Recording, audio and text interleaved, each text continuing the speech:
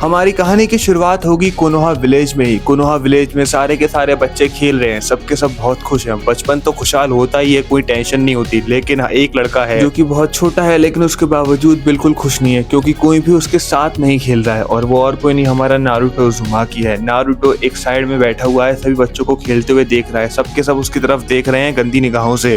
उनकी आंखों में नारुतो को नफरत साफ साफ दिख रही है, और वो लोग नारुतो से इरिटेट हो रहे हैं, उसे अवॉइड करने की कोशिश कर रहे हैं। इसलिए नारुतो खुद अपना मुंह नीचे झुका लेता है। लेकिन तभी वहां पर आता है एक बंदा, जो कि नारुतो के कंधे पर हाथ रखता है और बोलता है कि तुम यहाँ पर क्यों बैठे हो, चलो मैंने तुम्हारे लिए खाना बना दिया है, तुम खाना खा लो। और वो और कोई नहीं बल्कि यूजी इतादोरी था। हाँ, यूजी इतादोरी, जेजे के वाला। और जहाँ पर अब तक ये लोग नारुतो को इरिटेटेड होकर देख रहे थे, उससे नफरत कर रहे थे, यहाँ पर यूजी को देखकर ये लोग डर जाते हैं और वहां से भाग जाते हैं। हम देखते हैं कि यूजी इतादोरी उठाता है नारुतो को वहां से, और फिर वो दोनों अपने अपने अपार्टमेंट में जाते हैं। एक्चुअली इस कहानी में यूजी इतादोरी नहीं है, बल्कि यूजी उज़ुमाकी है। बिल्कुल सही कहा, यूजी भाई है नारुतो उज़ुमाकी का। हम देखते हैं कि नारुतो खाना खाकर सो जाता है, लेकिन यूजी इतादोरी बैठा रहता है और बैठकर गोजो, नोबारा सबको याद करता है। बिल्कुल सही सुना तुमने, इसका मतलब ये है कि यूजी के पास उसकी सारी की सारी पास्ट लाइफ मेमोरीज और पावर्स भी हैं, और इसलिए लोग उससे डरते हैं, क्योंकि अपनी एज के मुकाबले वो बहुत बहुत बहुत ज्यादा स्ट्रॉन्ग है। और सिर्फ वही नहीं, बल्कि नारुतो उज़ुमाकी भी उसकी वजह से बहुत स्ट्रॉन्ग बन चुका है, ओरिजिनल एनिमे से ज्यादा है, बिकॉज वो उसको ट्रेन भी करता है। यूजी से डरने का एक बहुत बड़ा रीजन ये भी है कि वहां पर लोग यूजी को डेविल मानते हैं। सबसे पहले तो जब यूजी पैदा हुआ था तो वो रोया नहीं था नॉर्मल बच्चों की तरह, जो कि बहुत ज्यादा स्ट्रेंज चीज थी। और दूसरी चीज ये कि जब यूजी पैदा हुआ था तो वो एक मार्क के साथ पैदा हुआ था। भले ही नॉर्मल लोग उससे डरे, लेकिन होकागे, हिरोजन और काफी सारे legendary shinobis like ककाशी, Might Guy, Jiraiya, ये लोग बहुत पसंद करते हैं यूजी को, बिकॉज यूजी काफी यंग एज में बहुत स्ट्रॉन्ग है और उसने अपने विलेज के लिए काफी सारे मिशंस करे हैं। यूजी और नारुतो दोनों एक साथ ही पैदा हुए थे, लेकिन उसके बावजूद यूजी गैनिन बन चुका है। यूजी को चुनन एग्जाम्स देने की कोई जरूरत नहीं थी। विलेज में सब जानते थे कि यूजी एक टिपिकल गैनिन से तो बहुत ही ज्यादा स्ट्रॉन्ग है, इसलिए उसे गैनिन बनने दिया। वहीं दूसरी तरफ नारुतो को लेफ्ट बिहाइंड फील होता है। नारुतो अपने भाई से मोटिवेट होता है और दिन रात ट्रेन करता है। यूजी की मैच्योरिटी भी बहुत ज्यादा थी।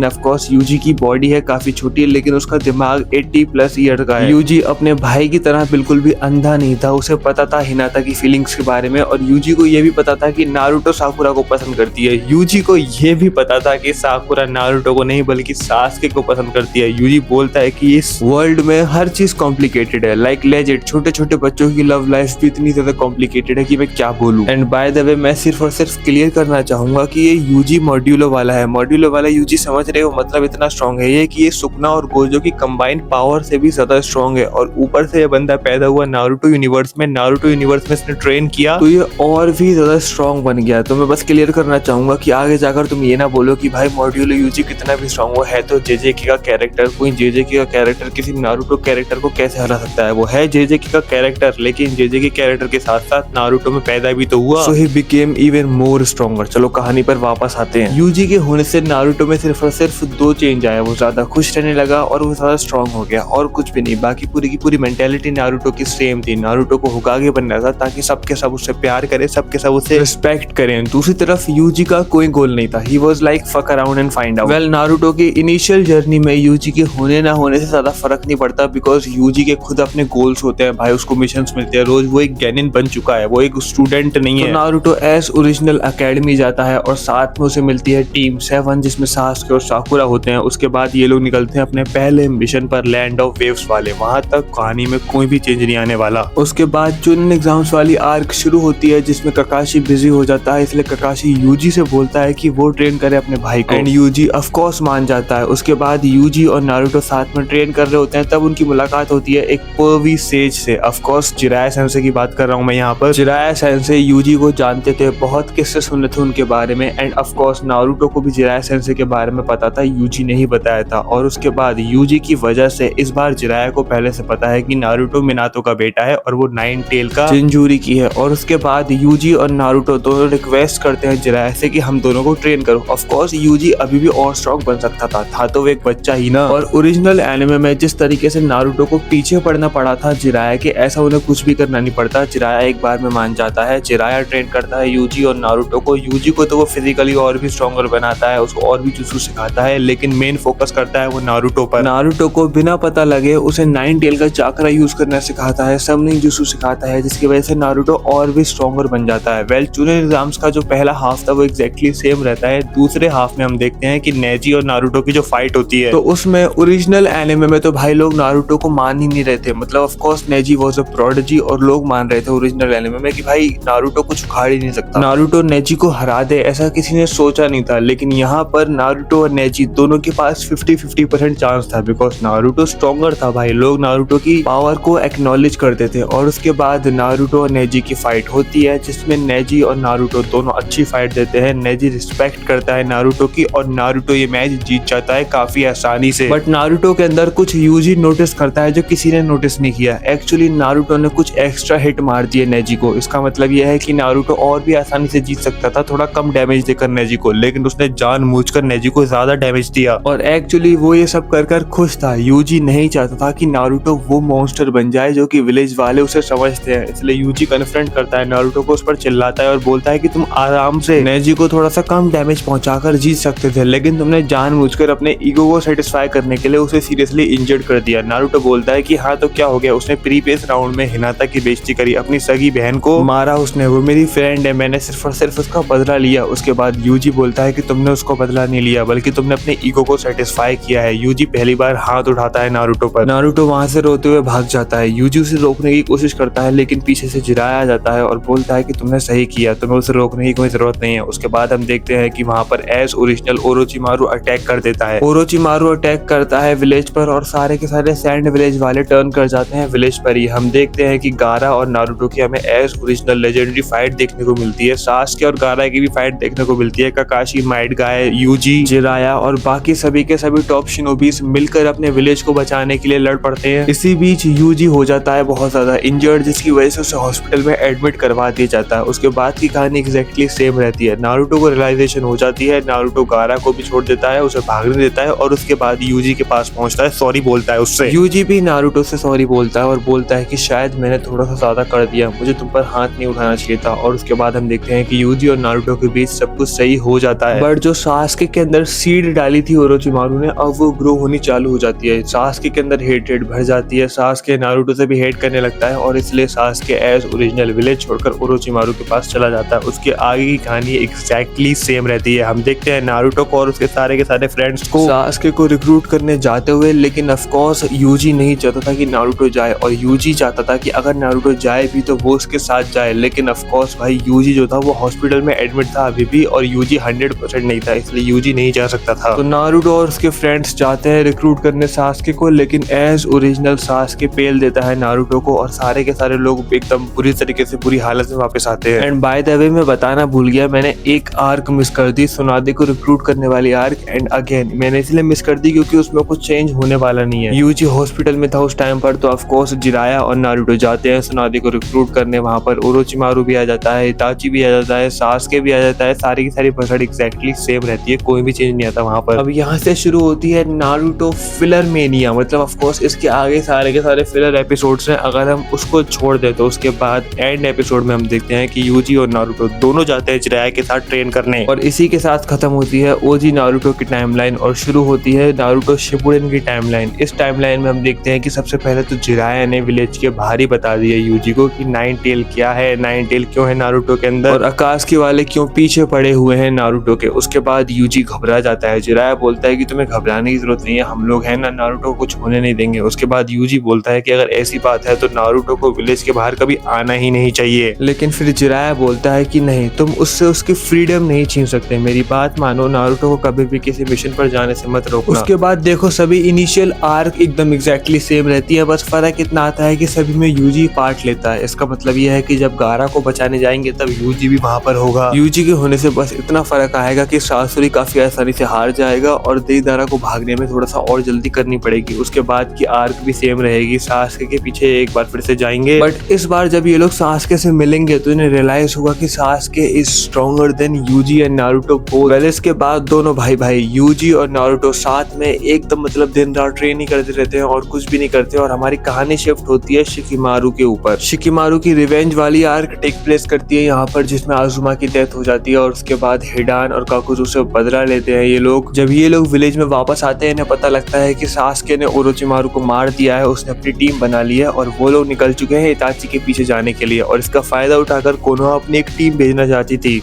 जो कि सास्के को रिक्रूट करती और साथ में अगर हो सके तो इताची को भी लेकर आ पाती। यूजी मान जाता है जाने के लिए टीम के साथ, लेकिन वो नारुतो को रोकता है और नारुतो से बोलता है साफ साफ कि तुम नहीं जाओगे। और यूजी को पता था कि अगर नारुतो जाएगा तो उसकी जान को बहुत खतरा होगा। यहाँ पर सास्के भी इन्वॉल्व है और आकाश भी इन्वॉल्व है। नारुतो बहुत इमोशनल होगा, लेकिन नारुतो किसी की नहीं सुनता। अगर लोग उसे जाने नहीं देते तो रात में एक रात पहले ही, मतलब टीम के जाने से पहले ही नारुतो खुद भाग जाता है सीक्रेटली। यूजी को ये बात बिल्कुल पसंद नहीं आती। यूजी बहुत टेंशन में होता है और गुस्सा भी करता है। अब यूजी के लिए 3 टास्क थे। पहले तो सास्के को लाना है, उसके बाद इताची को अगर जिंदा वापस ला सके तो बेटर, और ऊपर से नारुतो को भी बचाना है। उसके बाद हम फास्ट फॉरवर्ड करेंगे इताची वर्सेस सास्के की फाइट पर, क्योंकि इताची वर्सेस सास्के की फाइट होगी और उसी बीच नारुतो भी आ जाएगा, जिसको देखकर दोनों के दोनों सरप्राइज होंगे। दोनों के दोनों नारुतो को देखकर बहुत सरप्राइज होते हैं और चिल्लाकर बोलते हैं कि फाइट से दूर रहो, लेकिन ऑफ कोर्स नारुतो ऐसे कैसे दूर रह सकता है। उसके बाद हम देखते हैं कि सास्के बोलता है कि इसके साथ साथ आज मैं तो वो भी खत्म कर दूंगा। सास्के अटैक करता है नारुतो पर, लेकिन इताची उसे प्रोटेक्ट करता है। ऑफ कोर्स भाई इताची जानता था कि नारुतो कितना इंपॉर्टेंट है विलेज के लिए, इसलिए वो नहीं चाहता था कि सास्के इताची को मारे। मुझे अभी रियलाइज हुआ कि मैंने कितनी बड़ी गलती कर दी बोलते बोलते। मैं एक बार फिर से रिफ्रेश करना चाहूंगा। इताची जानता था कि नारुतो कितना इंपॉर्टेंट है, इसलिए इताची नहीं चाहता था कि सास्के नारुतो को मारे, और इसलिए उसने प्रोटेक्ट किया उसे। मीनवाइल यहाँ पर ओबितो टीम कोनोहा का ध्यान भटका ही रहा था, लेकिन वहाँ पर ब्लैक जेसु आता है और ब्लैक जेसु से इन्फॉर्म करता है कि नारुतो आ चुका है सास्के और इताची की फाइट में। ओबितो की खुशी का ठिकाना नहीं था। उसे लग रहा था कि जैसे कि प्यास है कि प्यास खुद कुआं चलकर आ चुका है। ओबितो स्माइल करता है और बोलता है कि ये तो मैंने मांगा भी नहीं था, लेकिन फिर भी मुझे मिल गया। और उसके बाद ओबितो कामुई का यूज करके टेलीपोर्ट हो जाता है। लेकिन अब जो टीम कोनोहा थी वो फुल फोर्स से आगे बढ़ती है, काफी तेजी से, क्योंकि उन्हें पता था कि ओबितो पीछे है नारुतो के, और अगर वो जल्दी नहीं गए तो ओबितो नारुतो को लेकर चला जाएगा। नारुतो इज 9 टेल, आकाशी के पास अगर 9 टेल लग गए तो बहुत बड़ी प्रॉब्लम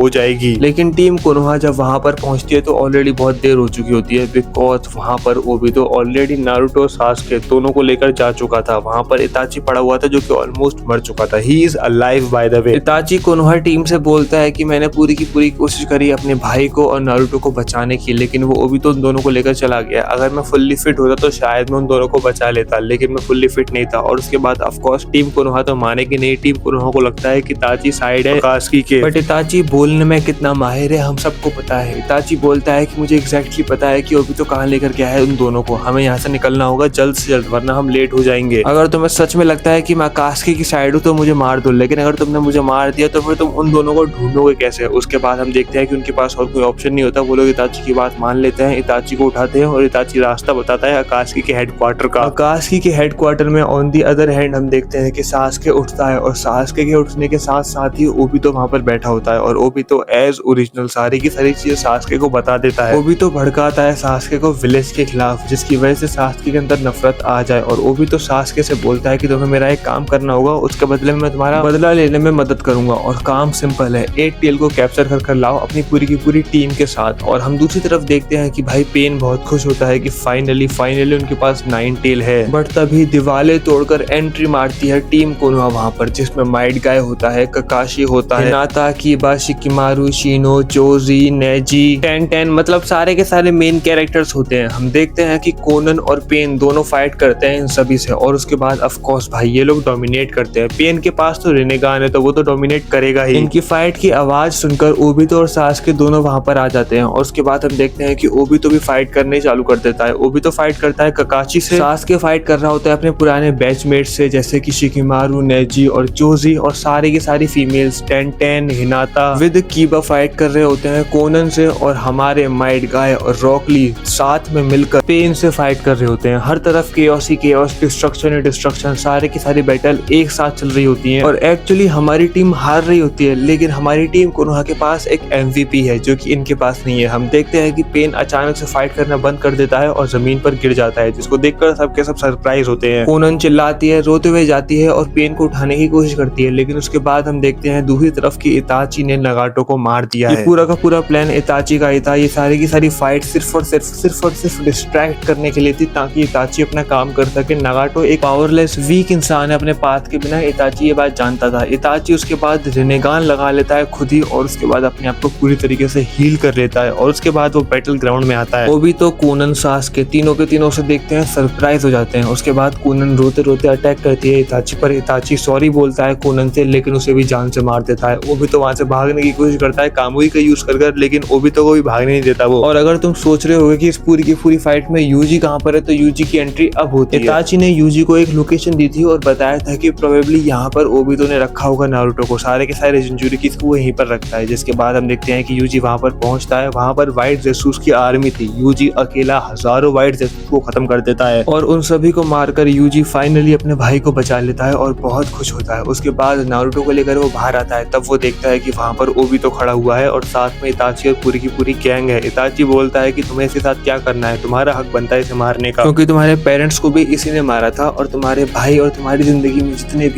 भी कारनामे हुए हैं, जितने भी तुम्हारी लाइफ हार्ड हुई है, वो सिर्फ और सिर्फ इसी की वजह से हुई है। जिसके बाद यूजी बहुत गुस्से में फाइनल ब्लो ओबितो पे लैंड करता है। ओबितो भाग नहीं सकता था, उसकी कामुई वाली आंख ऑलरेडी निकाल ली गई थी। जिसके बाद हम देखते हैं कि ओबितो फाइनली हार मान लेता है और ओबितो को मिलकर ये लोग हरा देते हैं और यहाँ पर होता है हमारी कहानी का दी एंड। आकाश की खत्म हो चुकी है। फोर्थ ग्रेट निंजा वॉर कभी होने नहीं वाली, मादर कभी इस दुनिया में आने नहीं वाला और इसी के साथ सबके सब अपनी नॉर्मल लाइफ जिएंगे। आई होप आपको वीडियो पसंद आई होगी। अगर हाँ तो लाइक करना मत भूलना, चैनल को सब्सक्राइब करो। मैं मिलता हूँ अगली वीडियो में, तब तक के लिए प्यार बनाए रखें। Love you, sayonara, bye bye.